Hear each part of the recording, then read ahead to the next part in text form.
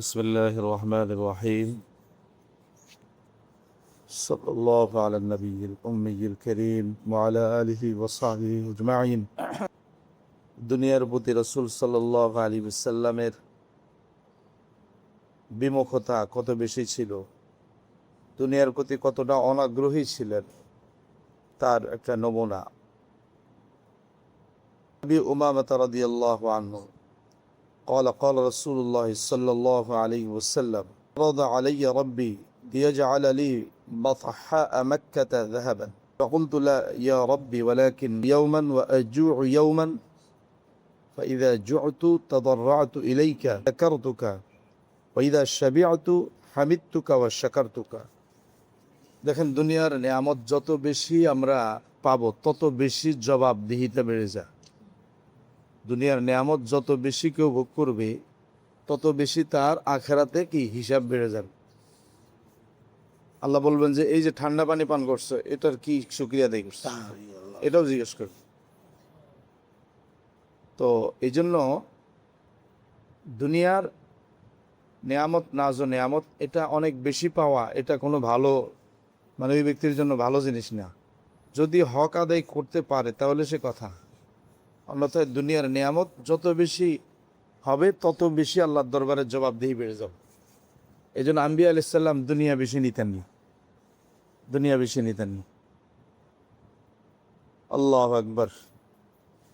এই জন্য দুনিয়া খুব বেশি হওয়া এটা বান্দার আখেরাতের জন্য পেরেশানির কারণ। যে আগে গেছে ওই বান্দা যার তেমন কোনো সম্পদও নাই, ঝামেলাও নাই, মোটামুটি জীবনটা চলার মতো সামগ্রী আছে, আর আল্লাহর ইবাদতের মধ্যে সে খুব সময় দিতে পারে, সুন্দরভাবে আল্লাহর ইবাদত পালন করে, ওই বান্দা ঈর্ষণীয় বান্দা, আখেরাতে সে সহজেই পার পেয়ে যায়। তো এই জন্য দুনিয়ার নাজ ও নিয়ামত হওয়া আমরা তো চাই যে অনেক বেশি হোক, এটা আখেরাতের মধ্যে তার জবাবদিহি বেড়ে যাবে, এটা পেরেশানির কারণ। ওই জন্য রাসূল পাক সাল্লাল্লাহু আলাইহি ওয়াসাল্লাম দুনিয়া গ্রহণ করতেন না বেশি।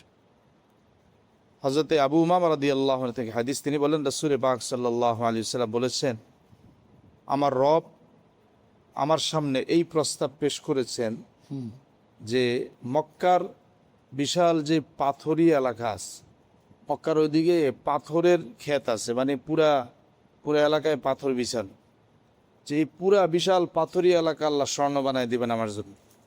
কাজে আমি এর থেকে নিয়ে খরচ করব, যত কাজের বিভিন্ন প্রয়োজনে খরচ করব। আল্লাহ তাআলা আমার সামনে এই প্রস্তাব পেশ করছেন যে আমি আপনাকে দুনিয়ার এত সম্পদ দিয়ে দিই।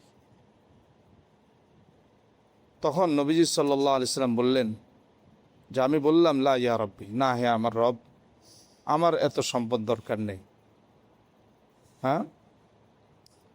আমি তো ওয়ালাকিন আসমাউ ইয়াওমান ওয়া আজুউ ইয়াওমান। রাসূল সাল্লাল্লাহু আলাইহি সাল্লাম বললেন, হে আমার পরওয়ারদিগার, আমার এই জিনিসের একেবারেই কোনো আগ্রহ নেই,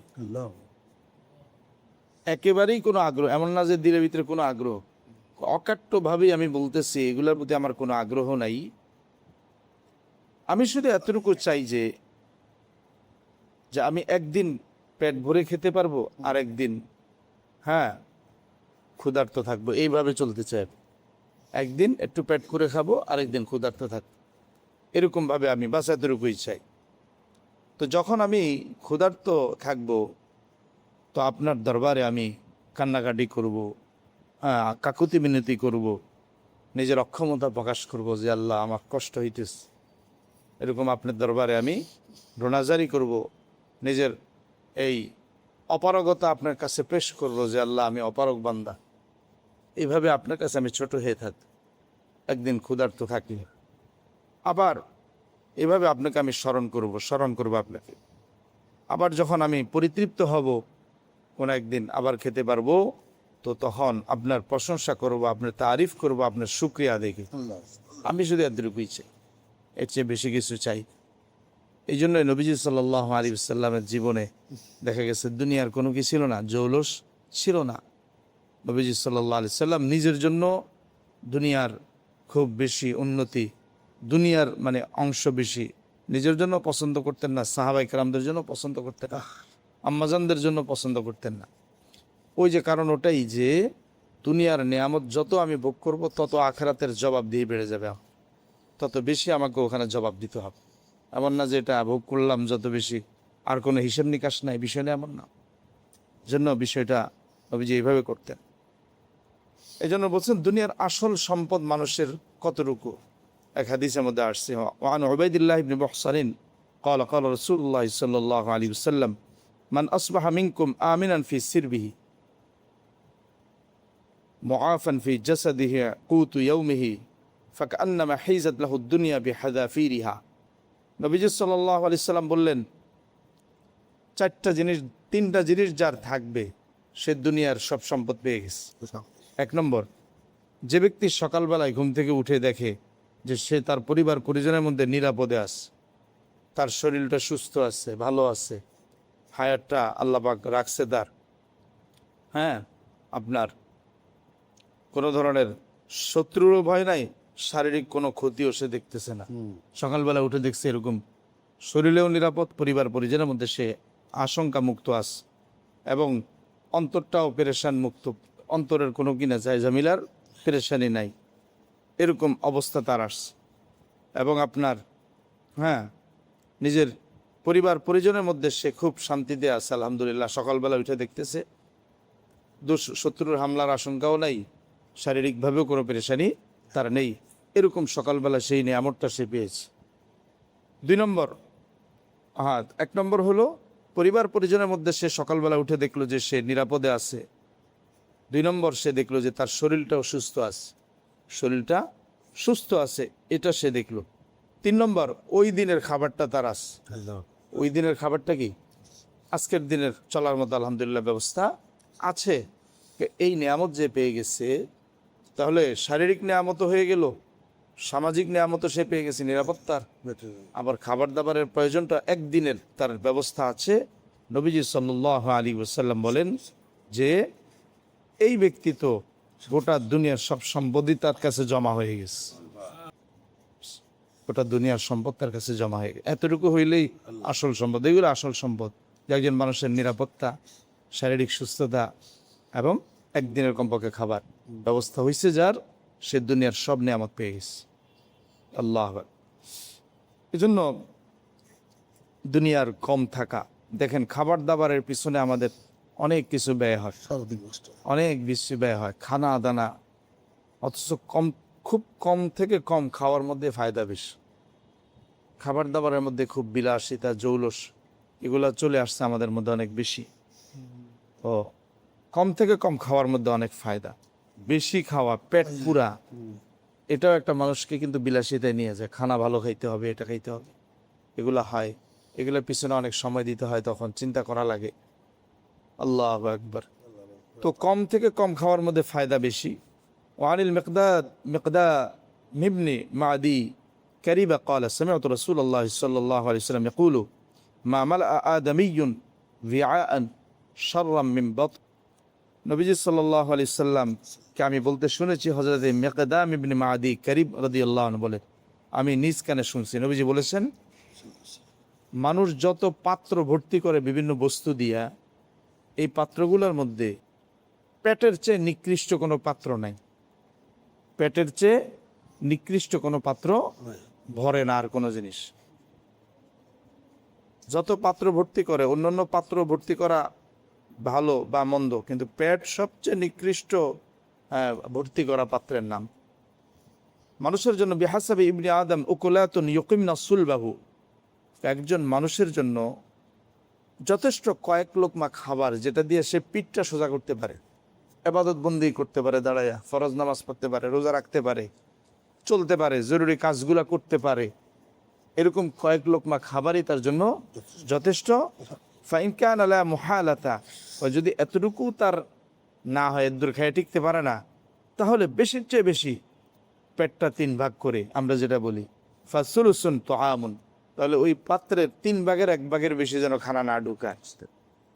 3/1 খানা ঢুকাবে। ওয়াসুলুসুন শারাবুন, আর 3/1 পানি পান করার জন্য।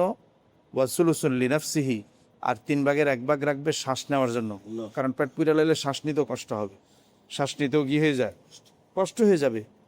পেট ভরলে বেশির চেয়ে বেশি 3/1 যেন খাবার খায়, এর চেয়ে বেশি যেন না খায়। এই জন্য তাহলে কয়েক লোকমা খাবারই যথেষ্ট, যার দ্বারা কোমর সিধা করে। এই জন্য কম খাবারের মধ্যে ফায়দা কি? ইমামে গাজালি রহমতুল্লাহর কথা উনি এখানে উল্লেখ করছেন যে কম খানা এবং ক্ষুধার্ত থাকার 10টা ফায়দা উনি লিখছেন। যে বেশি পেট ভরে রাখলে মানুষের অনেক ক্ষতি হয়। হ্যাঁ, বলছে অল্প খানা এবং একটু ক্ষুধা থাকার মধ্যে অনেক ফায়দা আছে। এক তো হলো, দেখেন উনি লিখছে সংক্ষেপে হলো, 1 নম্বর, মানুষ অল্প খেলে এবং ক্ষুধার্ত থাকলে তার অন্তরটা পরিষ্কার থাকে। বেশি খাইলে অন্তর ময়লাযুক্ত হয়ে যায়, অন্তর পরিষ্কার থাকে এবং তার স্বভাব তবিয়তটা জাগ্রত থাকে, সে সচেতন মানুষ থাকে। আর পেট বেশি পুরে খাইলে ওই লোকটা গাফিল হয়ে যায়। তো 1 নম্বর ফায়দা বলছেন যে অন্তর পরিষ্কার থাকে, স্বভাবটা জাগ্রত থাকে। দ্বিতীয় ফায়দা, কম খাইলে ক্ষুধার্ত থাকলে দিল নরম থাকে, বেশি খাইলে দিল শক্ত হয়ে যায়, মানুষের অন্তর শক্ত হয়ে যায়, ইবাদত বন্দেগীতে তখন কি মজা লাগেন। 3 নম্বর ফায়দা, কম খাইলে ক্ষুধার্ত থাকলে মানুষের মধ্যে আপনার এরকম একটু অক্ষমতা, এই ভাবটা সে তার দ্বারা প্রকাশ পায়, অহংকারী ভাবটা তার থেকে চলে যায়। বেশি খাইলে একটু বড়াই বড়াই ভাব চলে আসে, অল্প খাইলে নিজের ভিতরে একটু দুর্বলতা, অপারগতা, এই ভাবটা প্রকাশ পায়, অহংকারী ভাবটা চলে যায়।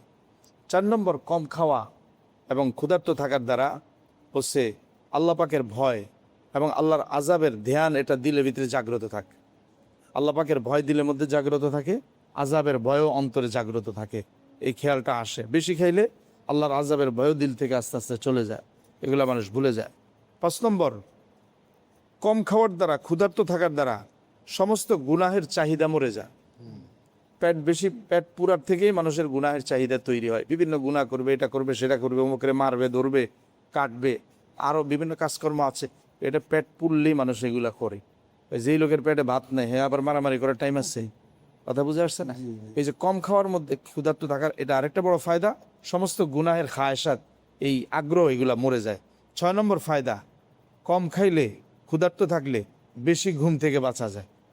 বেশি খানা খেলে ঘুম আসবে বেশি, অধিক নিদ্রা থেকে বাঁচা যাবে, এগুলা থেকে বাঁচতে পারবে। 7 নম্বর ফায়দা, কম খাওয়ার দ্বারা কিছু ক্ষুধার্ত থাকার দ্বারা এবাদতের উপর সে লেগে থাকতে পারে, আর না এবাদত ছুটে যাবে। নিয়মিত এবাদত বন্দি এগুলা বেশি খাইলে দেখা যাবে কোনোদিন পারবে না, বেশি ঘুম চলে আসছে বা এর সমস্যা দেখা দিছে। তো এই কম খাওয়া এবং ক্ষুধার্ত থাকার দ্বারা এবাদতের মধ্যে সে ধারাবাহিকতা রক্ষা করতে পারবে। 8 নম্বর, সে বিভিন্ন রোগ ব্যাধি থেকে মুক্তি পাবে এবং শারীরিক সুস্থতাও হাসিল হবে। খানাটা যদি মানুষ পরিমিত খায়, কম খায়, ক্ষুধার্ত থাকে, অনেক রোগ ব্যাধি থেকে কি সে নিরাপদ থাকবে, শরীর সুস্থ থাকবে।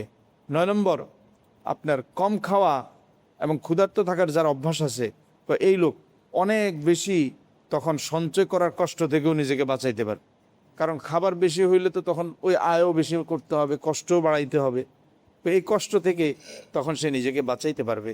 10 নম্বর ফায়দা হলো, আরেকটা হলো, কম খেলে একটু ক্ষুধার্ত থাকলে আল্লাহ পাকের মাখলুকদের প্রতি তার একটা সহমর্মিতার জজবা তৈরি হবে, অন্যদের প্রতি সদয় ভাব থাকবে তার দিলের ভিতরে, অন্যদের প্রতি সহমর্মী ভাব তার দিলের ভিতরে থাকবে। তো এই জন্য আপনার কম খাওয়া একটু, এটা বেশি ফায়দা। আল্লাহ তাআলা তৌফিক দান করেন। সাথে আমরা বেশি খাইলে কি ক্ষতি, এটাও শুনে রাখি। হাদিসের মধ্যে আসছে, হযরতে আব্দুল্লাহ ইবনে ওমর রাদিয়াল্লাহু থেকে বর্ণিত, যে রাসূল পাক সাল্লাল্লাহু আলাইহি সাল্লাম এক লোককে শুনছেন সে ঢেকুর মারতে আসছে। বেশি খাইলে ঢেকুর আসে না, একটা ঢেকুর ভিতরে একটা আওয়াজ বাইরে, মানে ভিতরে হাওয়ার জায়গা নাই, তখন ওটি ধাক্কায় বাতাস বাইরে দিচ্ছে। তো এক লোককে এরকম ঢেকুর দিতে শুনে বললেন, আকসির মিন জুশাইক, ঢেকুরটাকে নিয়ন্ত্রণ কর, ঢেকুরটাকে কি করো, নিয়ন্ত্রণ করো। ফাইন আতওয়ালান নাসি জুআন ইয়াউমাল কিয়ামাতি আতওয়ালুহুম শিবান ফিদ দুনিয়া, দুনিয়ার মধ্যে যেই লোকেরা সবচেয়ে বেশি সময় পেট ভরে থাকতো হাসরের ময়দানে, তারাই দীর্ঘ সময় ক্ষুধার কষ্ট ভোগ করবে। কারণ সে তো সবসময় পেট ভরা রাখতো, ওখানে না খেয়ে থাকা লাগবে তো লম্বা সময়, ওই কষ্টটা তার বেশি হবে ওখানে। অতএব কম খাওয়ার অভ্যাস করো, হাসরের ময়দানে কষ্ট কম হবে, হাসরের ময়দানে কষ্ট কি হবে, কম হবে। আর বেশি পেট ভরে রাখলে এই অভ্যাস, ওই জায়গায় না খেয়ে লোকের এই না খাওয়ার যন্ত্রণা আরেক কষ্ট তার বেড়ে যাবে। এইটাই বললেন যে কিয়ামতের দিন নবীজি সাল্লাল্লাহু আলাইহি ওয়াসাল্লাম বললেন, লোকদের মধ্যে সবচেয়ে বেশি ক্ষুধার্ত ওই ব্যক্তি অনুভব করবে কিয়ামতের দিন, যে দুনিয়ার মধ্যে সবচেয়ে বেশি পেট পূরণওয়ালা ছিল, অর্থাৎ যে এই দুনিয়ায় বেশি খাইতো তাকে কিয়ামতের দিনও অনেক বেশি ক্ষুধা তার অনুভব হবে, যার কারণে সে খুব পেরেশানির মধ্যে লিপ্ত হবে। এই জন্য কম খাইতে অভ্যাস করো, নবীজি বলছেন, তাহলে হাসরের ময়দানে কষ্টটা কি হবে? কম হবে। আল্লাহ রাব্বুল আলামিন আমাদেরকে এই আমলটা করার তৌফিক দান করেন।